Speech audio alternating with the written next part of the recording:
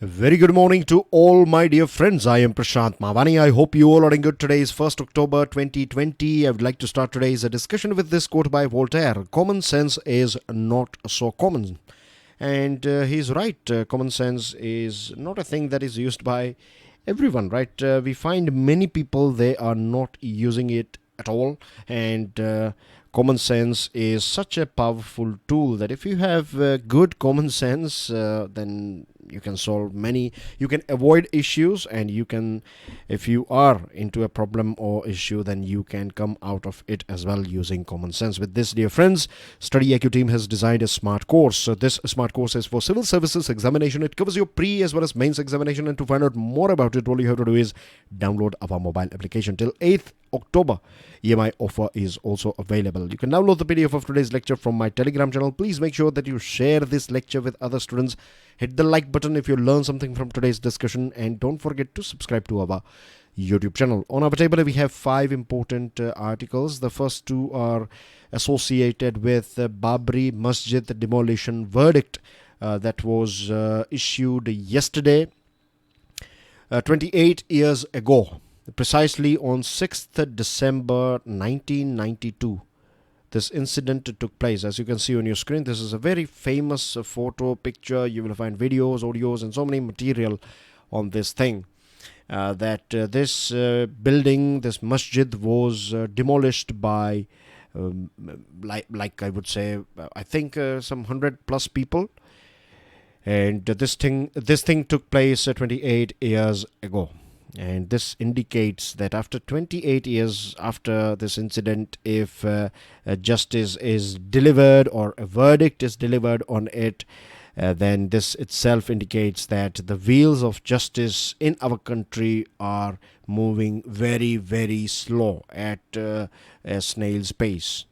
Now, the first charge sheet was filed by CBI back in 1993. The supplementary or additional charge sheet was filed in 1996, and from last, roughly speaking, 3 decades, this case drifted between trial courts, Allahabad High Court and Supreme Court, and the final decision is that all 32 accused, right, including some big names like L.K. Advani, Murli Manohar Joshi, Uma Bharti, and other leaders, are acquitted, right? No evidence is found against them.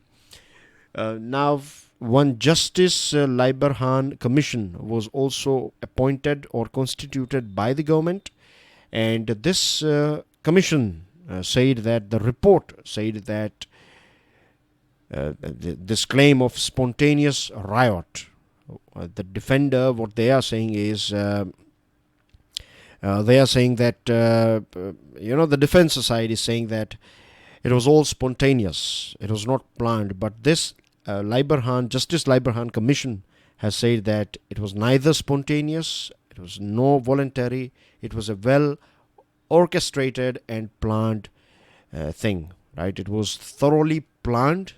Nothing spontaneous was there about it.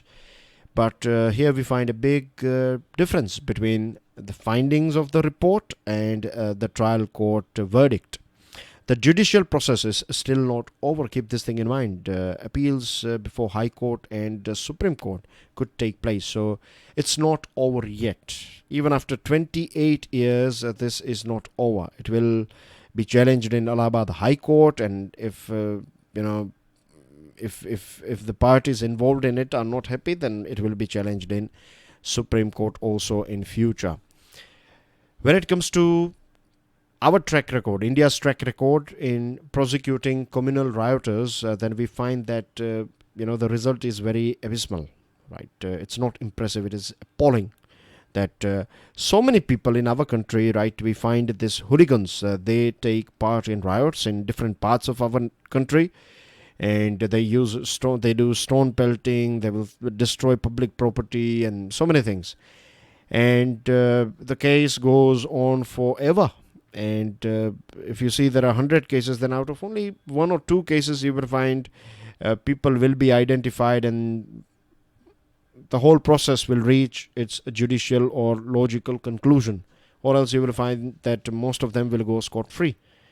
So this gives them confidence. You find those people who are not brave enough to sleep in a room, in a dark room, they will behave like hitmen when they are part of this group, when they are with people. When they are part of this riot, they will. If you see their behavior, you will find that, oh my God, he is very aggressive, but he's not. He's a coward, but because he knows that he will not be caught and no one will be able to catch him, he will throw stones and he will do all that misbehave. All that thing that has been suppressed within that person will come out on the street. So, and these people then, when they realize that nothing will happen to them, this gives them this confidence, and then they take part in other riots as well. So failure to uncover the serious violation of 1992 will remain a black day for Indian democracy. This article is from Times of India. The second one from Indian Express says that there was no demolition plan nor any demolition men and women, just on the spur outburst by unknown anti-social elements.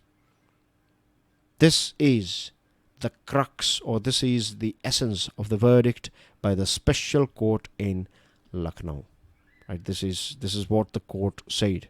And all 32 accused, surviving accused, they have been acquitted. The raising of the masjid was a public event. It's not something that took place in the dark. It was like in full daylight, so many people, and this public event was followed by communal riots as well in different parts of our country. And it's not just this newspapers that are saying this thing.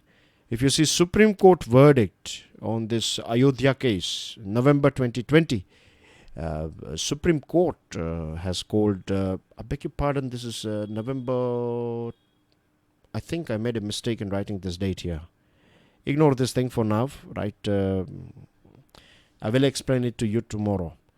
I will rectify this thing. I'm not sure about this thing. Or what I'll do is I'll make sure you get the updated PDF, right? Okay, that will be using common sense, isn't it? A way of using. So I'll do that. I'll go through it, and I think it is a typing error. I'm not sure. I'm not confident about this November 2020. I mean, of course, we have not reached November 2020 yet. So it should be definitely 2019. But I have to go through it now because anyway, ignore this part. But this is as you can see, inverted comma, that Supreme Court has also termed this demolition of Babri Masjid as egregious violation of the rule of law. So something went wrong here. Not something, but definitely many things went wrong here. We can see people here, right? They are not from out of our country. They are not from another planet. They are our people. They are part of they are Indian citizens, right? And these people, all of them, directly, indirectly, they are part of this demolition. And if Supreme Court is saying that this is a violation of rules and regulations or law and order, then of course these people, we need to punish them. And let me tell you one more thing. I said the same thing in the Hindi version, that I am not working for any political party whatsoever. No Congress, no BJP. I'm an educator, and it is my duty, it is my responsibility to present things as they are, things that I understand, right, to best of my knowledge. And the names that you can see on your screen, like L.K. Advani, and we have Murli Manohar Joshi and Uma Bharti, these names are not written by me, right? You can go through Times of India, you can go through Indian Express, the Hindu newspaper, other newspapers, right? In their editorial, their editors are writing these names. So the reason why I'm explaining this thing is you will find that few people, they will say that you are anti-government and you are supporting this party and that party, and they have their own perception. I don't blame them, but I want to make this thing clear that this is a pure educational discussion, right? We are not interested in any political party. Anyway, so right, so Supreme Court has also said this thing. So the logical question is that okay, if not this 32 people, right? Then what about the other people who are present here? It's been 30 years. We say that CBI is one of the best. Then why CBI has not been able to find these people? There are so many of them, isn't it? And then compare this or connect this thing with the discussion that we just had, that imagine the confidence of these people who were part of this demolition, and now they know that nothing will happen to them. So, we cannot let this thing go on in a constitutional democracy. Rules and regulations, right? Rule of law. It's not just it's not just for the book. It should be visible, practically visible at ground level, at grassroots level. And for that, we need to repair our criminal justice system, right? I think once we repair our criminal justice system, and when I say criminal justice system, I'm talking about police, I'm talking about investigation, I'm talking about law and order maintenance, and then it comes to advocates and other people associated with it, judiciary, right? Vacancies in judiciary, and some old procedures like you can get multiple adjournments, and again you get a new date, and again you get a new date. The case goes on forever. This sort of things, right, is not acceptable in 21st century. We need to repair all these flaws, and once you will see, there are so many people like they do this, they are indulging in this rapes and other things because they know that nothing will happen to them. Can you believe there are people who murder other people, and and there are pockets in our country where nothing happens to them, So this bad confidence that we find in criminal class, this should end, and this will end only when in few months time, with as less expense as possible. I would say for free, a victim should get best facility, best lawyers and everything for free.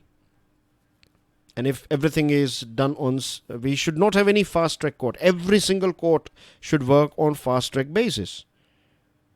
And if we can achieve this thing, and if we can deliver, then you will see crime and this sort of, we will see a more just society in our country. Will the majority and the mob have the right of way? This is a question that the investigative machinery and the judiciary still need to answer in the demolition case within the ambit of Constitution. How this question is addressed and answered will define a democracy's commitment to due process. Moving on to next item, it's about Quad. Now, we have talked about Quad many times, so I'm not going into the details of Quad. The reason why I'm discussing this particular article, the reason why we are discussing this article is because Vijay Gokhale, the former Foreign Secretary of India, he has written this article. So first thing is that it makes this article very important because a person who has worked as a foreign officer, as a foreign secretary of our country has written this article. So first thing. Second thing is we find some add-on points in this article. So back in 2007, Shinzo Abe gave this idea of Quad, and at that point of time, global financial crisis was a bit away from us, from the world, and America was the only strong nation, or it was the only superpower. But in this 13 years' time, things have changed. And now we need Quad. The world needs Quad. This Indo-Pacific region, littoral states, they need Quad because China is behaving aggressively in various different parts of the world, as we all know. Back in 2007, Japan and Australia were riding the China boom to prosperity, and USA was busy with other stuff. India was not that much powerful that we are today. And things have changed, of course, now, right? Things have changed altogether in a decade or so. But China thought that it can go scot-free. Nobody will observe China. China will escape this radar. But then, it means back in 2007, this Quad was an idea, but now we can see practical manifestation of this idea into a reality. So China said that Quad is Asian version of NATO, that is NATO. And Asia-Pacific region, Indo-Pacific region on your screen, right? We are talking about this whole region here. And there are so many littoral states. So in Quad, you have India, Australia, Japan, and here you see USA. So these four nations together, four like-minded countries are coming together to control this hegemony of China.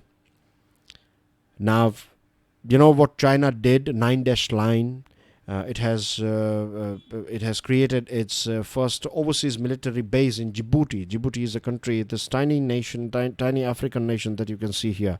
It's located on a very strategic point. This is Gulf of Aden here, Red Sea here, Suez Canal here, Mediterranean Sea here. So it's a very important passage here. Then China was misbehaving in this Malacca Strait as well. 9-dash line over here, fighting with Japan over some island islands, and then building Hambantota and coming here and Gwadar port and so many other things.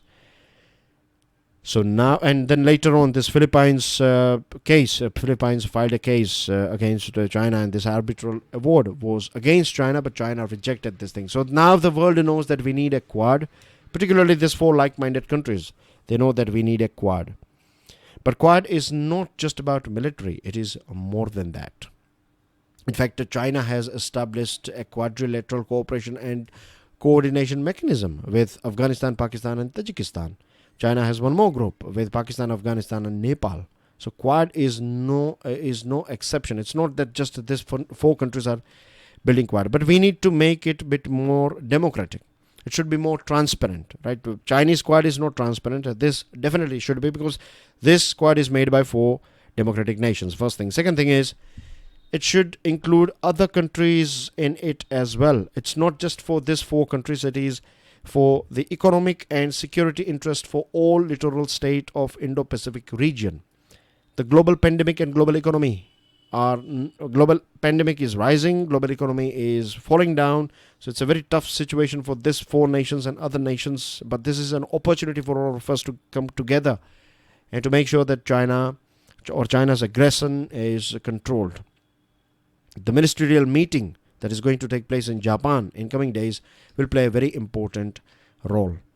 In a recent USISPF meeting on 31st August, U.S. Deputy Secretary of State Stephen Biegun said that he talked about making sure that all the countries were moving at the same speed. He also said that we are going to invite other countries to join this Quad, and Quad should build a positive agenda. It should not be limited with controlling China. It should be more than that, like humanitarian assistance and disaster relief, monitoring, shipping for search and rescue or anti-piracy operations, infrastructure assistance, infrastructure assistance to climatically vulnerable states, connectivity initiatives, and other activities. This will create confidence in other countries. If done transparently, then other countries will be more than happy to join this Quad. The challenge of changing health behavior, very important article. So far we have discussed that if you want to change, if you want to control this pandemic COVID-19, then you need to do more tests. Yes, that is very important, but more proactive than that is understanding health behavior. Once you understand health behavior, then you can create some things, you can nudge people, and that will deliver, or I would say that will, if you know how people will behave, if you know their problems, if you know their challenges, if you know their opportunities, if you know their strengths, if you know their weaknesses, then you can design a strategy that will work. But if you just focus on enforcement, that will not work. And that has not worked in our country. I'll give you an example of Dharavi. Dharavi is a good example. Like the world or our country or the administration was aware about Dharavi, that Dharavi is a ticking bomb. If coronavirus will reach inside Dharavi, and if nothing will be done, then Dharavi will be a ticking bomb of our country, like COVID-19 ticking bomb, right? That it will spread like a wildfire. So identifying behavior of Dharavi, challenges people face over there. You have common toilets over there, and people live in a very close proximity. It's a very densely populated region in Mumbai. It's basically a slum. So you know that you don't have big hospitals and facilities over there. So this strength, weakness, everything was calculated, and actions were designed based on this thing. And we can happily say that to an extent we achieved success in Dharavi. So the role of health behavior, our diet, physical activity, sleep, smoking, substance use, and going out, and whatever it is, right? We have different people, different way of life in different parts of our country. And the real skill of public health professional during an epidemic is to identify those social groups which can be at a greater risk. It's not about poor people. It's about all those people like celebrities. They have to travel. Politicians, they have to travel. Right? There are so many other people for business, for livelihood related thing. They have to travel. So testing people is good. It will give you positive or negative. If a person is positive, then you know what to do now. We have SOPs, standard operating procedure. But before that, if we can identify, even before we find symptoms, right? If we can identify, if we can identify those risky people, those risky groups that are under the risk of, or there are high chances that they will get COVID-19 or they will be infected with COVID-19. If we can identify them, and if we can create some systems for them that they can follow, that will create minimum friction, then I think we can control this rise. Then we can achieve, then we'll see this graph will fall flat, and then it will start falling down. The primary purpose of public health action during an epidemic is to prevent the spread of a disease in the community. The over-reliance on laboratory tests not only means that we lose the opportunity to detect those who are possibly at high risk of transmission, but also the opportunity to look for the high risk behavior among people. As I told you, politicians, celebrities, healthcare workers, right, and those traveling public health, public transport testing positive are testing positive for COVID-19 is because we have not designed a system that will help them change their way of their behavior. In a sense, like politicians, they have to go out for meetings. So we need to encourage politicians to conduct as many meetings as possible via video conferencing. Same thing goes with big names, right? Big celebrities, right? They are getting COVID-19. So we have to create awareness that they have money, they can afford to stay at home, and they also can use, if they have meetings and something, they can use telephonic meetings and other things. And at present, we can see that those who can afford to modify their life conditions without affecting their livelihood are the ones who are mostly able to keep COVID-19 away from them. Other people, they are under risk. And when we find numbers dropping, then the credit is given to institutions. And when we find that numbers are going up, then we blame people that they are not doing the things that they should do. So I hope you are with me when I'm saying that to change health behavior, we need to identify risky people, and that is more proactive, and then asking them to do the things that are necessary and making sure that follow-up things are followed. Right? We are doing follow-up checkups and things. Epidemic Disease Act of 1897 was implemented. That's reasonably speaking or logically, we need to enforce things as well. We cannot just expect in our country to everyone to follow rules and regulations or things that are necessary. There are many countries, they have not followed or they have not implemented any sort of lockdown at all, and the reason is that the government is aware about the people, how they will behave. If you tell them not to do something, will people do it? Like say for example in country like Japan, most of them, yes, they will follow your rules and they will follow government's rules and regulations. It's not like every single Japanese will do that thing. You'll find a couple of Japanese people, they will misbehave as well. But in our country, the ratio is totally different, isn't it? So understanding their way of living, right, their working condition, what are the things that will work in a society, what are the things that will not work in a society, identifying this, doing this SWOT analysis, strength, opportunity, weakness, and threat. And based on that, if we design some systems, then yes, people will. There are chances that it will be more sustainable and people will follow it voluntarily. The last one is about harthas. It's a very sad thing that we find this thing today as well in our country. There are so many cases where they are not reported. A girl was gang raped and she was murdered, and finally the last rites were also performed by police. I'm not saying that police murdered her or police raped her. Not sure who did it. It's like between two communities this thing took place, and many times we find. But yes, police was involved in this cremation, and the sad thing is that no one from the family was aware about her cremation. Her body was cremated, and then later on the family members came to know about this thing, that the girl is no more and her body is cremated. So you can see clear involvement of police personnel in this particular incident, and it is a case of injustice and inequality. In our country, there are so many pockets, so many villages where we find even today strong caste distinction or apartheid system is still here in our country in so many villages, right? Few communities are not allowed to live inside the village. Their houses are outside or in the periphery of the village. They have their own different crematoriums. You cannot have a common crematorium in so many villages. So deep inequalities are still there. Our constitution is saying something else. Ground reality is totally different. And on top, what we find that unfortunately some police personnel are involved in this power game. And here, UP police officials stand accused of cremating the woman without allowing a last glimpse to the grieving parents and without their consent. To be able to inflict so much cruelty takes insensitivity, of course, but it is also a function of a reflex honed over years to bend to entrenched systems of power.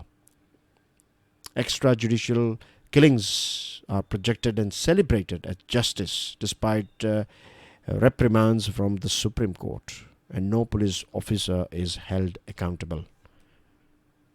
Then, as per the investigation of Indian Express, National Security Act is misused or is used recklessly in many cases in Uttar Pradesh. The crackdown against protesters during the anti-CAA protest and the naming and shaming is also not appreciated by courts. When law keepers are misbehaving, when they are outlaws, then there is no option left for a family or for a community, isn't it? So this is very unfortunate. I feel so sorry to hear this news and to share this news with you guys, but this is dark reality of our society. And I think this case will also go on for a decade or something. Moving on to news items, dear friends, this 2 pages, page number 1 and page number 2, these are a few news items that I believe are important for your examination. This one is very important, BrahMos surface-to-surface supersonic cruise missile.